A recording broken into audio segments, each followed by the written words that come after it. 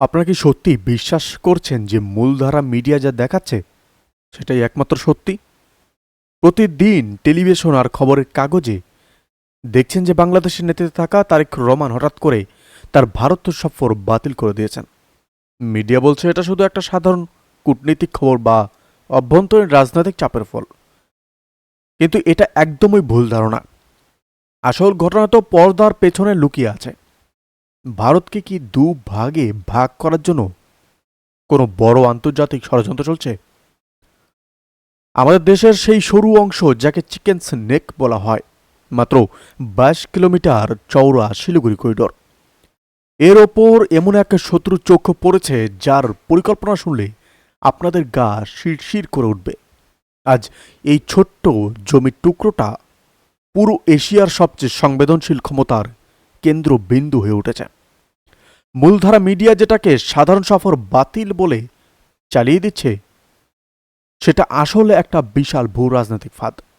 আজকের এই আলোচনা, যা মাত্র কয়েক মিনিটের, আপনাদের চিন্তাধারা পুরোপুরি বদলে দেবে। এই মুহূর্তের সবচেয়ে গুরুত্বপূর্ণ খবর আসছে ঢাকার সেনানিবাস থেকে। গতরাতের গভীর নিস্তব্ধতায় বাংলাদেশের সেনাবাহিনী উচ্চপদস্থ অফিসারদের মধ্যে যে পরিবর্তন হয়েছে, কয়েকজন শক্তিশালী ব্যক্তিকে রাতারাতি সরিয়ে দেওয়া হয়েছে, সেটা কোনো সাধারণ হস্তান্তর নয়। এটা একটা জরুরি আতঙ্কের লক্ষণ। একবার চিন্তা করুন, তারেক রহমান ক্ষমতায় আসার পর দক্ষিণ এশিয়ার একটা বড় তারকা হয়ে উঠতে চাইছিলেন, কিন্তু হঠাৎ করে কেন তার সফর বাতিল করলেন? কারণটা হলো ভয়। গোয়েন্দা রিপোর্টও বলছে ঢাকায় যে কোনো সময় সামরিক অভ্যুত্থান ঘটতে পারে। যে তীব্র যুব আন্দোলনকে ব্যবহার করে তিনি ক্ষমতায় এসেছেন, আজ সেই আন্দোলনই তার জন্য বিপদ হয়ে দাঁড়িয়েছে। ঢাকার সাবক্ষে থেকে চট্টগ্রামের রাস্তায় সর্বত্র একই ধ্বনি, ভারতের জন্য কোনো জমি নয়। তারেক রহমান বুঝে গেছেন যে এই সময় ভারতে পা রাখা মানে তার ক্ষমতা আর জীবন দুটোই বিপন্ন করা। কিন্তু এই হঠাৎ ভারত বিরোধিতা কেন? আসুন একটু খবরের গভীরে যাই। যৌক্তিকভাবে চিন্তা করুন, তারেক রহমান আগে ভারতের বিরুদ্ধে কথা বলতেন, কিন্তু ক্ষমতায় এসে হঠাৎ করে কেন ভারতের চিকেন স্নেক চওড়া করার জন্য অতিরিক্ত 60 কিলোমিটার জমি দেওয়ার প্রতিশ্রুতি দিলেন? এখানে কোনো ভালোবাসা ছিল না, ছিল শুধু বেঁচে থাকার রাজনীতি। তার দেশের অর্থনীতি ডুবতে বসেছে, তাই দিল্লির সাহায্য দরকার। আর দিল্লি স্পষ্ট করে বলেছে, অর্থনৈতিক সাহায্য চাইলে আমাদের নিরাপত্তা নিশ্চিত দিতে হবে। কিন্তু এই চুক্তির খবর ফাঁস হতেই বাংলাদেশে প্রতিবাদের আগুন জ্বলে ওঠে। আর এই প্রতিবাদের পেছনে কারা অর্থ যোগান দিচ্ছে জানেন? পাকিস্তানের গোয়েন্দা সংস্থা আইএসআই আর চীনের টাকা। চীন কখনো চাইবে না যে ভারতের চিকেন স্নেক নিরাপদ হোক, কারণ তাহলে তাদের স্ট্রিং অফ পালস কৌশল পুরোপুরি ব্যর্থ হয়ে যাবে। এখানে আমাদের একটু ইতিহাসে ফিরে যাওয়া দরকার। আজ আমরা 55 বছর আগের একটা ভুলের মূল্য দিচ্ছি।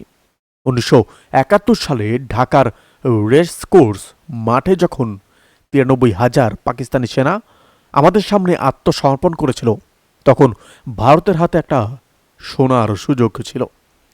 তৎকালীন সরকার যদি সেই যুগবন্দীদের মুক্তির বিনিময়ে বাংলাদেশ থেকে শিলিগুড়ি করিডোরের জন্য একটা অতিরিক্ত নিরাপদ অঞ্চল বা 60 কিলোমিটার জমি দাবি করত, তাহলে আজ আমাদের চিকেন স্নেক 22 কিলোমিটারের পরিবর্তে 80 কিলোমিটার চওড়া হতো।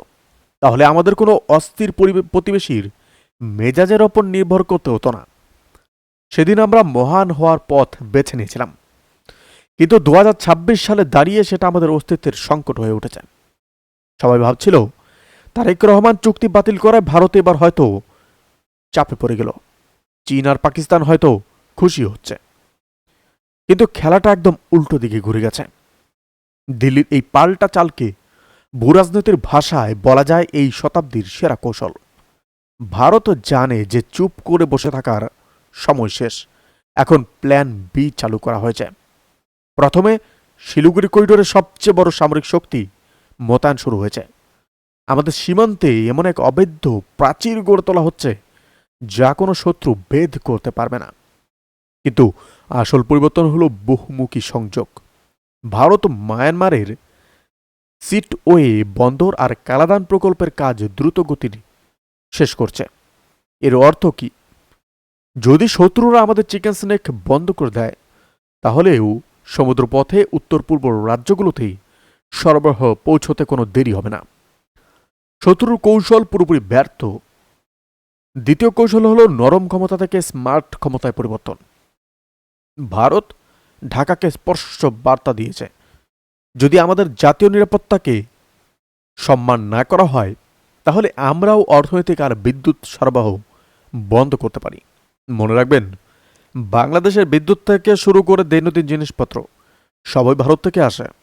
যদি দিল্লি সুইচ অফ করে, তাহলে ঢাকায় অন্ধকার নামতে সময় লাগবে না।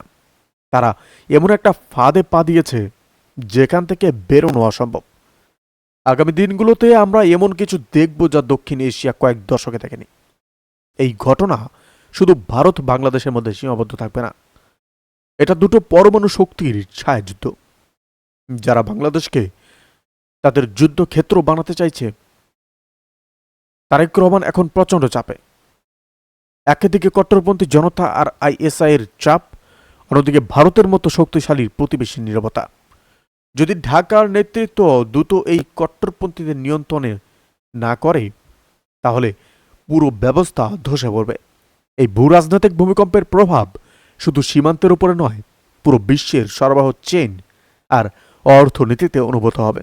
ভারত 1971 সালে একটা দেশের জন্ম দিয়েছে, আর 2026 সালে নিজের সীমানা রক্ষা করতে যে কোনো পর্যায়ে যেতে প্রস্তুত। এই বিষয়ে আপনাদের মতামত কি? 1971 সালে সেই উদারতা কি সত্যিই একটা বড় কৌশলগত ভুল ছিল? আজ কি ভারতের উচিত কড়া হাতে এই পরিস্থিতির মোকাবেলা করা? আপনাদের চিন্তা রাজনীতির ঊর্ধ্বে উঠে একজন গর্বিত ভারতীয় হিসাবে কমেন্টে জানান। লিখুন জয় হিন্দ। যারা মূলধারার মিডিয়ার বাইরে গিয়ে সত্যিকারের ভূ রাজনৈতিক বিশ্লেষণ বুঝতে চান, তাদের সাথে এই ভিডিও শেয়ার করুন। আপনাদের লাইক আর শেয়ার ভারতের আওয়াজকে আরও শক্তিশালী করবে, যা বিশ্বকে বোঝাবে যে আমরা মাথা নত করার মানুষ নই। চ্যানেল সাবস্ক্রাইব করুন আর বেল আইকন চাপুন। চোখ কান খোলা রাখুন, কারণ ইতিহাস আমাদের সামনে বদলাচ্ছে। জয় হিন্দ।